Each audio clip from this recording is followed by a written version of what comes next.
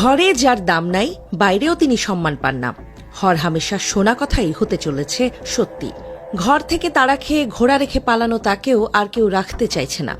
যে দেশের মুখে হাসি ফোটাতে তিনি সব দিলেন, জলের ট্রানজিট, স্থল ট্রানজিট, রেল রুট সবই দেশের মানুষকে বুঝিয়ে ঝুট তুলে দিয়েছেন দাদাদের হাতে। খাই খাই করা দাদারা যত চেয়েছেন ততই পেয়েছেন।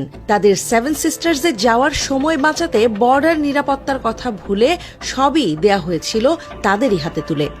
রবি ঠাকুরের এই গান যেন সেই তরেই লেখা, আমার সকল নিয়ে বসে আছি সর্বনাশের আশায়।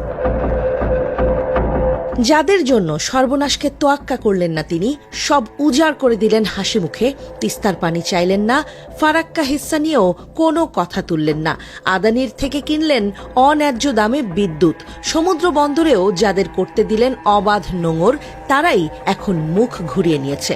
এখন সোজা কথায় তিনি বোঝা, তাকে ছুঁড়ে ফেলতেই সহজ কোনো পথ খোঁজা। যেই সেভেন সিস্টার্সের যাতায়াত সহজ করতে তিনি এদেশের আপা সব করলেন, এমনকি দেশের রেল ও সড়ক যোগাযোগকেও ওদের কথা মাথায় রেখে ঢেলে সাজালেন। সেই সেভেন সিস্টার্সই এখন দাঁড়িয়েছে আপার বিপক্ষে। তারাও আপাকে নিয়ে ভয় পাচ্ছে, তারাও আর বিপদ বাড়াতে চায় না। তারা মনে করছে আপাকে নিয়ে ভারত বেশি চাল চাললে যা কিছু পেয়েছিল সস্তায়, তার পুরোটাই চলে যেতে পারে অনাস্থায়। ভারতের উত্তর পূর্বাঞ্চলীয় রাজ্যগুলো বা সেভেন সিস্টার্সে একটি জরিপ চালানো হয়েছে। তাতে উঠে এসেছে চাঞ্চল্যকর তথ্য।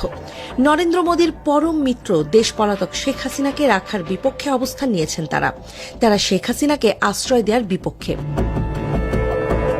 সাম্প্রতিক একটি অনলাইন জরিপে এই অঞ্চলের অধিকাংশ মানুষ মনে করেন বাংলাদেশ ভারত সম্পর্ক উন্নয়নের স্বার্থে তাকে নিজ দেশে ফেরত পাঠানো উচিত।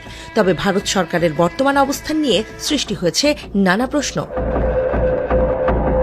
ভারতের শীর্ষস্থানীয় গণমাধ্যম ইন্ডিয়া টুডে NE পরিচালিত mood of the North East শীর্ষক জরিপের ফলাফলে দেখা গেছে, আসাম, মেঘালয়, মণিপুর, ত্রিপুরা সহ উত্তর পূর্বাঞ্চলের অংশগ্রহণকারীদের মধ্যে 55% মনে করেন শেখ হাসিনাকে বাংলাদেশে ফেরত পাঠানো উচিত।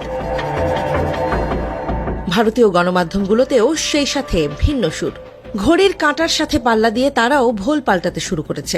এতদিন যারা একনিষ্ঠভাবে আপাকে সমর্থন দিত, তারাই এখন জরিপ আর জনমতের নামে আপা বিরোধী ক্যাম্পেইন শুরু করেছে। যে ক্যাম্পেইনে রাষ্ট্র ভারতের সুরও পরিষ্কার, তারা আর শ্বেত হস্তি পালতে চায় না। ফল না দিতে পারলে যেমন ফলদায়ী বৃক্ষের প্রয়োজন ফুরায়, তেমন ভারতেও আপার প্রয়োজন ফুরিয়ে যাচ্ছে। তাই তো তারা নানা বাহানায় জরিপের নাম করে আদতে ঝিকে মেরে বউকেই শেখাচ্ছে। ইশারা ইঙ্গিতে বলে দিচ্ছে, আপনার প্রয়োজন ফুরিয়ে গেছে আপা, এবার আসতে পারেন। সেই প্রক্রিয়ার অংশ হিসেবেই হয়তো আপাকে লাইভে আনা হচ্ছে, যাতে বাংলাদেশ